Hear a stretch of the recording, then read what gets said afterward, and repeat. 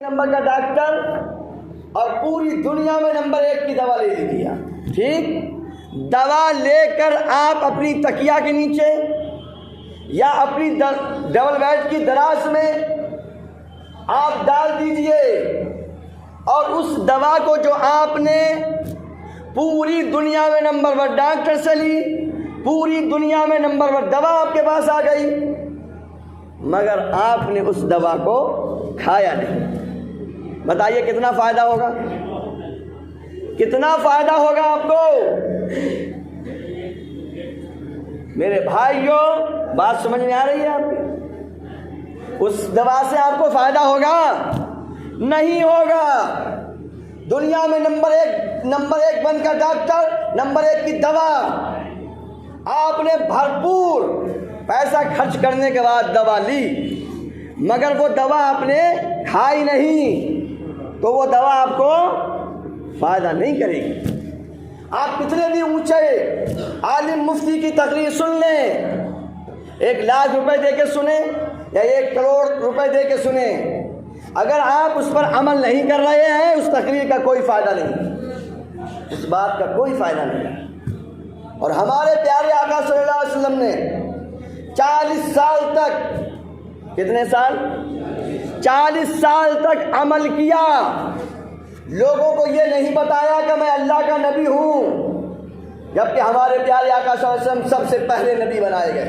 آدم علیہ السلام بھی پیدا نہیں ہوئے تھے، اس وقت ہمارے پیارے آقا صلی اللہ علیہ وسلم نبی تھے، پیدا ہو گئے مکہ میں، 40 سال تک کسی کو نہیں بتایا کہ میں نبی ہوں، عمل کر کے دکھایا، پریکٹیکل، تھیوری نہیں کہ کتاب اٹھائی اور آپ کو سنا دی، کتاب اٹھائی اور آپ کو بتا دیا، نہیں، 40 سال تک ہمارے پیارے آقا صلی اللہ علیہ وسلم نے عمل کر کے دکھایا۔ کسی سے بھی نہیں کہا کہ نماز پڑھیے، کسی سے بھی نہیں کہا کہ روزہ رکھیے، کسی سے نہیں کہا کہ سچ بولیے، کسی سے نہیں کہا کہ جھوٹ مت بولیے، 40 سال تک عمل کرتے رہے۔ اگر کسی نے وعدہ کر کے کوئی بندہ گیا تو 3 دن تک حضور صلی اللہ علیہ وسلم وہیں کھڑے ہوئے ہیں جہاں بندہ وعدہ کر کے گیا تھا کہ یہیں رکیے، میں یہیں آ رہا ہوں۔ انفارمیشن کی کمی نہیں ہے، معلومات کی کمی نہیں ہے، جانکاری کی کمی نہیں ہے، اصل چیز ہے عمل۔ آپ بریانی کے 1000 طریقے بریانی بنانے کے سیکھ لیجئے، شادی ہو گئی ہے تو اپنی بیوی کو سکھا دیجئے، نہیں ہے تو ماں بہن بیٹیوں کو سکھا دیجئے، مگر جب تک بریانی بنائی نہیں جائے گی اس وقت تک بریانی کے 1000 بنانے کے طریقے کوئی فائدہ نہیں کرنے والے ہیں، یاد رکھ لیجیے۔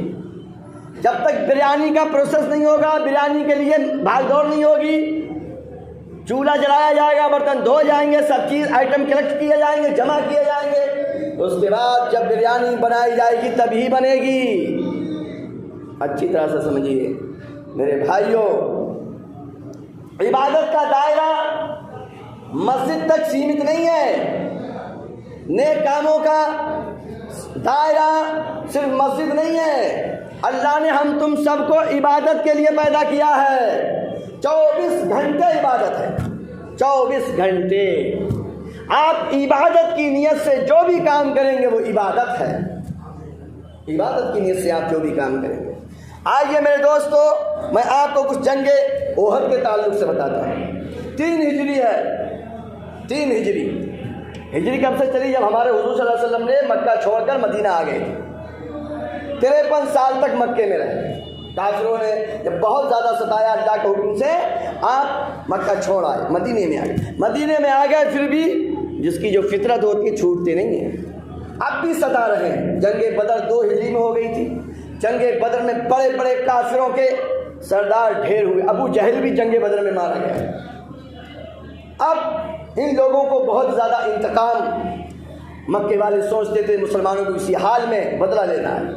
جنگ احد 3 ہجری میں، یعنی 1 سال بعد، کفار مکہ مدینے میں چڑھائی کرنے کے لیے آگے۔ جب پیارے آقا صلی اللہ علیہ وسلم کو پتہ چلا، یہی مہینہ تھا، یہی مہینہ شوال مکرم کا مہینہ، پتہ چلا، حضور اکرم صلی اللہ علیہ وسلم نے صحابہ کرام سے مشورہ کیا، صحابہ کرام نے، زیادہ تر لوگ کہہ رہے تھے کہ مدینے میں ہی جنگ کی جائے، مگر حضور صلی اللہ علیہ وسلم نے تلوار باندھ کے کہا باہر ہو جائے۔ احد ایک پہاڑ ہے، اس پہاڑ کی بڑی خصوصیت ہے۔ حضور صلی اللہ علیہ وسلم فرماتے ہیں احد پہاڑ ہم سے محبت کرتا ہے اور آپ کو احد سے محبت کرتا ہے۔ ماشاءاللہ جو لوگ عمرہ جاتے ہیں، حج کے ذریعے جاتے ہیں، آپ وہاں پر جا کے گھوما کریں۔ شہدائے احد کی قبر پر حضور صلی اللہ علیہ وسلم ہر سال جایا کرتے تھے، اور پیارے آقا صلی اللہ علیہ وسلم نے فرمایا جو بھی شہدائے بدر کے احد کی مزاروں پر آئے گا وہ ان کو سلام کرے گا تو وہ سلام کا جواب دیں گے، قیامت تک بھی جو آتا رہے گا شہدائے احد اس کے سلام کا جواب دیتے رہیں گے۔ میرے بھائیوں، پیارے آقا صلی اللہ علیہ وسلم، یہاں پر بھی مسلمانوں کی تعداد بہت کم، 700 مسلمان، 3000 سے زیادہ کفار ہیں، کفار کھسیائے ہوئے ہیں۔ حضور اکرم صلی اللہ علیہ وسلم نے جنگ کا پورا نقشہ بنا دیا، پورے لوگوں کو سیٹ کر دیا، جھنڈے لگا دیے، ہاتھ پہ دے دیے۔ اس میں حضور صلی اللہ علیہ وسلم کے چچا حضرت امیر حمزہ رضی اللہ تعالیٰ عنہ کی شامل ہے۔ بہت تیزی کے ساتھ، اور سنیے اس سے پہلے جب لوگ جا رہے تھے جنگ میں، ایک چھوٹا سا بچہ آتا ہے اور وہ بھی لائن میں لگ جاتا ہے۔ حضور اکرم صلی اللہ علیہ وسلم سے کہتا ہے یا رسول اللہ میں بھی جاؤں گا جنگ میں۔ حضور صلی اللہ علیہ وسلم فرماتے ہیں تم چھوٹے ہو۔ اس کے بعد کرتا کیا ہے، بچہ اپنے پیروں پہ کھڑا ہوتا ہے۔ دیکھ رہے ہیں آپ میری اونچائی اس وقت کم ہے، بچہ پیروں پہ کھڑا ہوتا ہے۔ حضور اکرم صلی اللہ علیہ وسلم سے کہتا ہے یا رسول اللہ دیکھیے میں لمبا ہوں، میں بڑا ہوں۔ حضور صلی اللہ علیہ وسلم کہتے ہیں چلو تم بھی چلو۔ اب اس کا ساتھ کا ایک بچہ اور آتا ہے، کہتا ہے یا رسول اللہ صلی اللہ علیہ وسلم میں بھی جاؤں گا۔ حضور صلی اللہ علیہ وسلم نے فرمایا تم چھوٹے ہو۔ حضور میرا دوست تو آپ نے لے لیا ہے۔ کہا اچھا یا رسول اللہ ایسا کیجیے ہم دونوں کو لڑا کے دیکھ لیجیے، اگر میں اس کو پٹک دوں، اگر میرے اندر زیادہ طاقت ہے تو آپ مجھے لے لیں گے۔ حضور نے فرمایا ٹھیک ہے آ جاؤ۔ ان دونوں کو پیارے آقا نے کشتی کرائی۔ اب جو بچہ لیا نہیں جا رہا تھا اس نے اس کو پٹک دیا۔ حضور سے کہا یا رسول اللہ دیکھیے مجھے اندر طاقت زیادہ ہے۔ حضور صلی اللہ علیہ وسلم نے فرمایا کہا کوئی بات نہیں تم بھی آ جاؤ۔ ایک باپ ایسا ہے جس کے پیروں سے لنگڑے ہیں، ان کا پیر خراب ہے، چل نہیں سکتے ہیں، رسول کریم صلی اللہ علیہ وسلم کی بارگاہ میں آتے ہیں اور کہتے ہیں یا رسول اللہ صلی اللہ علیہ وسلم میں بھی جانا چاہتا ہوں۔ رونے لگتے ہیں، گر گڑانے لگتے ہیں، جبکہ ان کے کئی بیٹے بھی جنگ میں ہیں، کئی بیٹے بھی جنگ میں ہیں۔ حضور اکرم صلی اللہ علیہ وسلم ان کے رونے کو دیکھتے ہیں، گڑ گڑانے کو دیکھتے ہیں، چلو کیا تم بھی چلو، انہیں بھی لے چلتے ہیں۔ اور انہوں نے اللہ سے دعا مانگی تھی یا رب کائنات اب میں یہ تجھ سے دعا مانگتا ہوں، اب مجھے تو اپنے گھر والوں کا منہ مت دکھانا، لوٹ کے میں اپنے خاندان میں واپس نہیں آنا چاہتا ہوں، اب میں بس میدان جنگ سے میں جنت میں جانا چاہتا ہوں۔ ان کی یہ دعا قبول ہو جاتی ہے۔ میرے بھائیوں بہت تیزی کے ساتھ جنگ چل رہی ہے، مسلمان ایک دوسرے کو ذبح کر رہے ہیں، کفار بھی بہت تیزی کے ساتھ لگے ہوئے ہیں، مگر پیارے آقا صلی اللہ علیہ وسلم ایک پہاڑ پیچھے تھا، پہاڑ میں بیچ میں درہ تھا، دو پہاڑوں کے بیچ میں ایک تھوڑا سا راستہ تھا۔ حضور اکرم صلی اللہ علیہ وسلم نے وہاں پر 50 لوگوں کو لگایا تھا، تیر چلانے والوں کو، کہا یہاں سے ہٹنا نہیں ہے، چاہے جنگ ہم جیتیں چاہے ہاریں، تم لوگوں کو یہاں سے دو پہاڑوں کے بیچ میں سے رستہ آتا تھا، کہا تمہیں یہاں سے نہیں ہٹنا ہے۔ جب مسلمانوں نے بہت تیزی کے ساتھ کفار کو پچھاڑا، بہت سارے کفار اس میں مارے گئے۔ اب کافروں کی فوج بھاگ گئی، پیچھے بھاگ گئی، مسلمانوں نے پہاڑ پہ سے اوپر چڑھ کے دیکھا کہ اب تو جیت گئے۔ اب یہ جو حضور نے ان کو لگایا تھا 50-25 لوگوں کو تیر کمان لے کے، وہ نیچے اتر آئے، جبکہ جو ان کے سپہسالار تھے، جو ان کے باس تھے، انہوں نے ان کو روکا کہ حضور اکرم صلی اللہ علیہ وسلم کی بات یاد کرو، پیارے آقا نے منع کیا کہ جنگ جیتے ہیں ہارے یہاں سے ہٹنا نہیں ہے جب تک میں خبر نہیں بھجواؤں گا، تم مان جاؤ۔ مگر وہ لوگ بولے ارے جنگ جیت گئے، کفار بھاگ گئے، نیچے اتر جاتے ہیں، نہیں مانے۔ پیچھے سے جب ایک کچھ لوگ پہاڑ پر تھے، انہوں نے جب دیکھا کہ مسلمان جنگ چھوڑ کے مزے میں لگ گئے، نیچے آ گئے ہیں، وہ ہتھیار لوگوں کے حاصل کر رہے ہیں، انہوں نے وہ درہ جو تھا جو دو پہاڑوں کے بیچ میں، دو پہاڑوں کے بیچ میں جو جگہ خالی تھی، وہیں سے انہوں نے کفار نے پیچھے گھما کے فوج کو لائے۔ ادھر مسلمان تو سب بالکل ہتھیار رکھ چکے تھے، وہ پیچھے سے ایک دم جب حملہ کیا ہے تو جیتی ہوئی جنگ کا پانسا پلٹ گیا، اور مسلمان اتنے زیادہ گھبرا گئے کہ آپس میں ہی تلوار چلا دی۔ اس میں مسلمانوں کا بہت نقصان ہوا۔ پیارے آقا صلی اللہ تعالیٰ علیہ وسلم پر بھی ایک بندے نے تلوار لگائی، تلوار چلائی، آپ خود پہنے ہوئے تھے، کڑیاں آپ کے جسم میں چہرے میں دھس گئیں، آپ کے داڑھ شریف کا کچھ حصہ شہید ہو گیا۔ اور میرے دوستو صحابہ کرام نے دیکھا حضور اکرم صلی اللہ علیہ وسلم پر، صحابہ کرام نے گھیر لیا، اس میں عورتیں بھی ہیں، اللہ اکبر، ایک عورت ہے حضرت ام عمارہ رضی اللہ تعالیٰ عنہ ہیں، یہ عورت پہلے زخمیوں کو پانی پلا رہی تھی، جب دیکھا پیارے آقا صلی اللہ علیہ وسلم پر حملہ ہو رہا ہے وہ بھاگ کے آ جاتی ہیں، رسول کریم صلی اللہ علیہ وسلم کے سامنے کھڑے ہو جاتی ہیں، ان کے جسم پہ تلوار لگ رہی ہے، ان کے ماتھے پہ تیر لگ رہے ہیں اور ان کی گردن پر بہت تیزی کے ساتھ ایک گھاؤ لگا تھا، تلوار کا بھاری گھاؤ ہے، مگر ہٹ نہیں رہی ہیں۔ ان کے بیٹے حضرت عمارہ ہیں، حضرت عبداللہ ہیں، حضرت عبداللہ کی ٹانگ کو ایک بندہ زخمی کرتا ہے، خون رک نہیں رہا ہے، ماں بھاگ کے آتی ہے اپنے بیٹے کے پاس اور اپنے دوپٹے کو پھاڑتی ہے اور دوپٹے کو پیر پہ باندھتی ہے، باندھنے کے بعد کہتی اٹھ جا میرا بیٹا اٹھ جا اور ان کفار کے ساتھ تو جنگ کر، اپنے نبی کی حفاظت کر، اللہ اکبر۔ خون ماں کے بھی بہہ رہا ہے، تیرا زخم تلوار کے لگے، تلوار کے پورے پورے گھاؤ ہو جاتے ہیں، ہاتھ جسے کہیے گار بن جاتے ہیں۔ تلوار کا جب نشان لگتا ہے تو اتنا اتنا بیٹھ جاتی ہے تلوار، اتنی اتنی ایک ایک انگل بیٹھ جاتی ہے تلوار، ماں کے 13 زخم لگے ہوئے ہیں، بیٹے کی پٹی باندھ کے کھڑا کر دیتی، بیٹا کھڑا ہو جا۔ اب پیارے آقا صلی اللہ علیہ وسلم دیکھ رہے ہیں، صحابہ کرام بس سامنے کھڑے ہوئے ہیں، تیر صحابہ کرام کے لگ رہے ہیں، تلواریں صحابہ کرام کے لگ رہی ہیں، مگر جب تک صحابہ کرام موجود ہیں کسی نے رسول کریم صلی اللہ علیہ وسلم کے ایک بال بھی دیکھا نہیں ہونے دیا، اللہ اکبر، چاروں طرف سے۔ اب وہی بندہ جس نے ام عمارہ کے بیٹے کو زخمی کیا تھا، حضور صلی اللہ علیہ وسلم فرماتے ہیں ارے ام عمارہ یہ وہی ہے جس نے تیرے بیٹے کو زخمی کیا تھا۔ ام عمارہ کود کے جاتی ہیں اور تلوار مارتی ہیں، اس کے پیر کاٹ دیتی ہیں، پھر وہ میرے دوست کو گھسٹتا ہوا جا رہا ہے۔ پیارے آقا صلی اللہ علیہ وسلم خوش ہوتے ہیں، کہا دیکھ ام عمارہ، اللہ نے تیرے بچے کو جس نے شہید کیا کہتے ہیں زخمی کیا ہے، اللہ نے تجھ سے اس کا بدلہ دلوا دیا ہے۔ میرے بھائیو، اب وہی عورت جس کے وکلانگ پتی وکلانگ شوہر جنگ میں آئے تھے، دعا مانگ کے کیا آئے تھے کہ اللہ اب میں اپنے گھر والوں کا منہ نہیں دیکھوں گا، اپنے خاندان والوں کا منہ نہیں دیکھوں گا۔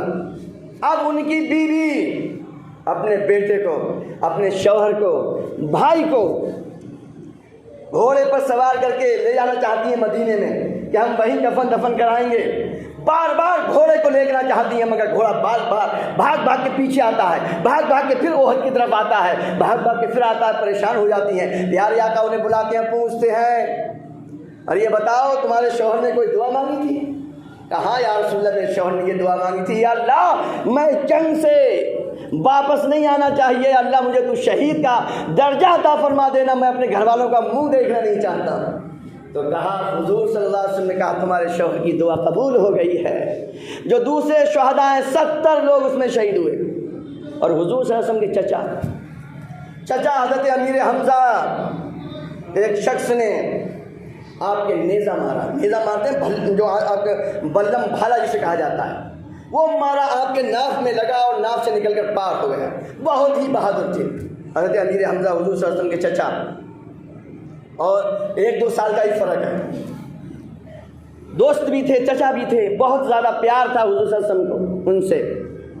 جب آپ کو شہید کر دیا گیا، ہند ایک عورت ہی بعد میں وہ ایمان لائی، انہوں نے کیا کیا تھا کہ انہوں نے ناک کاٹی، کان کاٹے، پیٹ پھاڑ دیا اور حضور اکرم صلی اللہ علیہ وسلم کے چچا کا کلیجہ نکال لیا، کلیجہ نکال کے منہ سے چبا لیا۔ اللہ اکبر، اتنا زیادہ زخمی کیا گیا، کیا گزری ہوگی رسول کریم صلی اللہ علیہ وسلم کے دل و دماغ پر۔ اور حضور کی پھوپھی حضرت صفیہ آ گئی، حضور صلی اللہ علیہ وسلم نے منع فرمایا کہ ان کو اپنے بھائی کی لاش مت دیکھنے دینا، یہ برداشت نہیں کر پائیں گی۔ آپ کی پھوپھی حضرت صفیہ نے کہا نہیں، مجھے پتہ چل چکا ہے، مجھے اپنے بھائی کے بارے میں پتہ چل چکا ہے، میں دیکھوں گی۔ یہ دیکھ کے آتی ہیں انا للہ و انا الیہ راجعون پڑھتی، ہمت دیکھیے، عورتوں کی ہمت دیکھیے، بہنوں کی ہمت دیکھیے۔ اور ایک عورت تو ایسی ہے جن کے باپ بھی، بھائی بھی، شوہر بھی انتقال کر جاتے ہیں، اور مدینے میں یہ خبر پھیلا دی جاتی ہے کہ رسول اللہ صلی اللہ علیہ وسلم شہید ہو گئے۔ مکے کی عورتیں گھروں سے نکل جاتی ہیں، ایک عورت آ رہی ہے میرے دوستو، تیزی کے ساتھ بھاگتی چلی آ رہی ہیں، پوچھتی ہے میرے رسول اللہ کیسے ہیں؟ کوئی بتاتا ہے تمہارے بھائی شہید ہو چکے ہیں، بوتی پیچھے ہٹ، بھائی کے بارے میں مت بتا، میرے رسول اللہ کے بارے میں بتا۔ پھر آگے جاتی ہے، پوچھتی ہے میرے رسول اللہ کیسے ہے؟ کسی نے کہا تمہارے شوہر شہید ہو چکے ہیں، اس نے ڈانٹ کے کہا مجھے پوچھنا جو سوال ہے اس کا جواب چاہیے، میرے رسول اللہ صلی اللہ علیہ وسلم کیسے ہے؟ اللہ اکبر۔ وہ کہتے ہیں کہ آگے بڑھتی ہے تو پھر بیٹے کی خبر مل جاتی ہے، بیٹا بھی شہید ہو گیا، بھائی بھی شہید ہو گیا، شوہر بھی شہید ہو گیا، بیٹا بھی شہید ہو گیا۔ وہ عورت کہتی ہے ہٹ جاؤ الگ، مجھے میرے رسول اللہ کے بارے میں دکھاؤ۔ جب رسول کریم صلی اللہ علیہ وسلم کی نظر پڑتی ہے تو کہتی یا رسول اللہ جب تم سلامت ہو تو سارا جہان سلامت، بھائی بیٹے سب کچھ آپ پہ قربان ہے۔ یا رسول اللہ جب تم سلامت ہو تو سب کچھ سلامت ہے، جب تم سلامت ہو۔ مائیں اپنے بچوں کو ایسے بھیجتی تھیں جیسے آج ماں اپنے جب بچہ دولہا بنتا ہے تو ماں اپنے بیٹے کو سجاتی ہے، بلائیں لیتی ہے، پیار کرتی ہے، ایسے مائیں اپنے بچوں کو سجا سجا کر اسلام کے لیے بھیجا کرتی تھیں۔ میرے دوستو یہ تاریخیں یاد رکھو، اپنے بچوں کو بتاؤ۔ آج ہم نمازوں میں نہیں آ سکتے، آج مسجدیں ہماری ویران ہیں، خالی ہیں، دیکھ رہے ہیں، وہ مائیں بیچاری کیا کریں گی؟ وہ اور کہاں بھیج سکتی ہیں اپنے بچوں کو؟ جو ماں باپ اپنے بچوں کو مسجد میں نہیں لا سکتے، جو ماں باپ اپنے بچوں کو مسجد میں نماز کے لیے نہیں دے سکتے، اور ان سے کیا امید کی جا سکتی ہے؟ ان سے کیا امید کی جا سکتی ہے؟ میرے دوستو بھائیوں، بار بار اپنے بچوں کو یہ باتیں بتائیے۔ آج کل موبائل کا دور ہے، سنوائیے، خود بھی سنیے، بچوں کو بھی سنوائیے۔ یہ تاریخ ہے، یہ تاریخ، یہ ہسٹری پتہ ہونا بہت ضروری ہے، بہت ضروری ہے۔ آپ اپنے بچوں کو بھیجیے۔ الحمدللہ ہمارا مدرسہ بھی کھل گیا، ہم بھی یہاں پر، اگر آپ کا بچہ کوئی کام کر رہا ہے، کوئی بزنس کر رہا ہے، اسکول میں پڑھ رہا ہے، تو آپ فجر میں عصر میں آپ بھیجیے۔ الحمدللہ بوڑھے لوگ قرآن شریف پڑھ گئے اور پڑھ رہے ہیں، ہر شعبے کے لوگ، کوئی ڈرائیور ہے، کوئی کچھ ہے، ہمارے اویس بھائی پیچھے بیٹھے ماشاءاللہ یہ ترجمے کے ساتھ قرآن پاک پڑھتے ہیں، تفسیر پڑھ رہے ہیں، صراط الجنان کی کتابیں رکھی ہیں یہ پڑھتے ہیں، بہت سارے لوگ ترجمے کے ساتھ قرآن پاک پڑھ رہے ہیں۔ میرے بھائیوں آؤ، عصر میں آ جاؤ، فجر میں آ جاؤ، اپنے بچوں کو بھیجو، خود بھی بیٹھو، بڑا اسٹاف ہے ہمارا، ان کے پاس کسی کے پاس بیٹھ جاؤ، کبھی اپنی نماز درست کرو، کبھی ثنا درست کرو، کبھی وضو درست کرو، سیکھو، خدمت لو۔ میرے بھائیوں زیادہ سے زیادہ دین کی باتوں پر عمل کرو۔ رب کائنات کی بارگاہ میں دعا ہے کہ اللہ تبارک تعالی ہم سب کو شہدائے احد کا صدقہ عطا فرمائے۔ 3 مرتبہ قل اللہ شریف پڑھیے، 1 مرتبہ الحمدللہ، اور یہ فاتح ہو جائے گی شہدائے احد کے لیے۔